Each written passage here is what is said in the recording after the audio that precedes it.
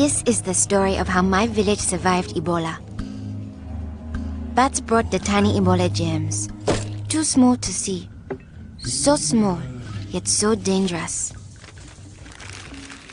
Without realizing, grandfather rubbed a little blood in his eye. Ebola germs came into his body.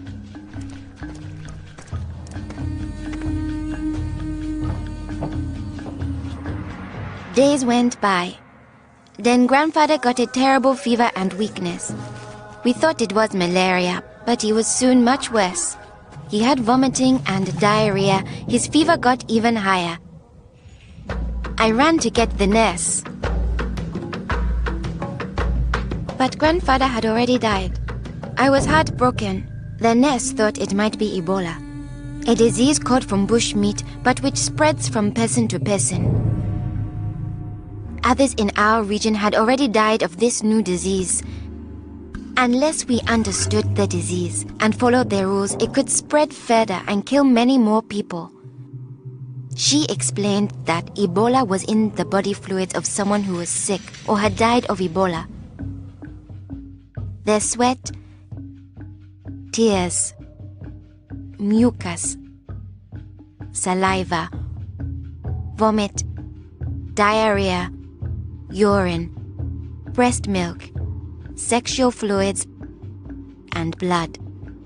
When we touch a sick person's body fluids, the Ebola germs can get into small breaks in our skin or into our eyes, nose, or mouth.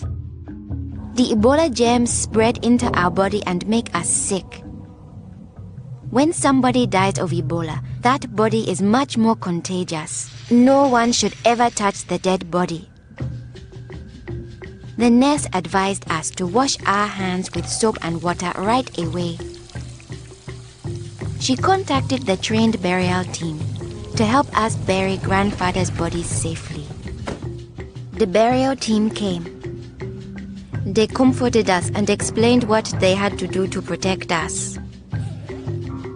The team wore protective clothing that kept them safe from the dangerous germs.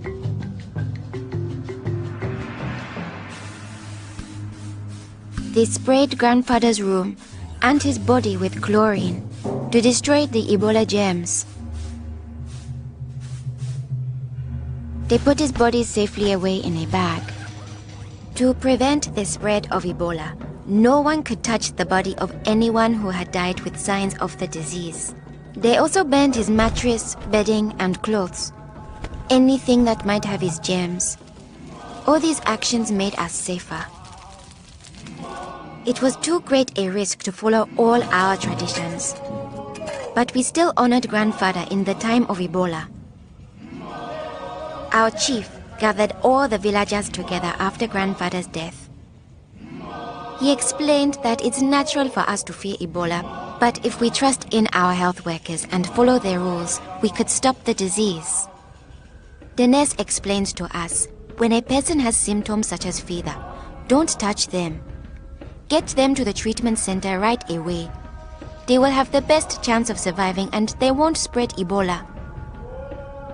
She advised us to wash our hands with soap and water many times a day. The whole village agreed to follow these rules. Since we all had close contact with grandfather, we were at risk of getting Ebola. We had to stay home. A health worker visited us every day to see whether we had fever or signs of sickness. We would show signs within 21 days if we had Ebola.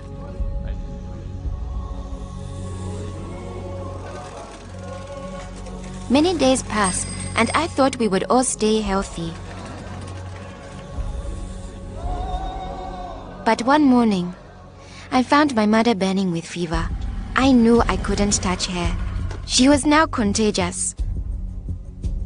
My father came in. He told me he was taking my mother away to our uncle's house in the nearby village. He was afraid to take her to the treatment center, afraid he'd never see her again. I knew I had to stop them. I was young, but I stood up to both of them. I told them if this could be Ebola, she must go to the treatment center right away. We needed to trust in our health workers to save her, save ourselves, and save our village. I saw in their faces that they understood. Running away would only lead to more death and suffering. My mother tested positive for Ebola. They found her abed. At first, the health workers looked scary, but I knew they wore the suits to protect themselves, and inside they were normal people like the nurse. They took good care of my mother. They gave her fluids, medicine, and food, and helped her body stay strong to fight Ebola. I missed my mother very much, but I could still talk to her on the phone. Sadly, some people in my village didn't survive, but my mother got better day by day. Soon, we were able to see her from a safe distance. One day, the nurse announced that my mother would live. Now we were safe to hug and kiss her. It was a day to celebrate. Our village followed their rules. We trusted our health workers, brought us sick for care right away, called for the safe burial team when one of our people died, and we always wash our hands with soap and water.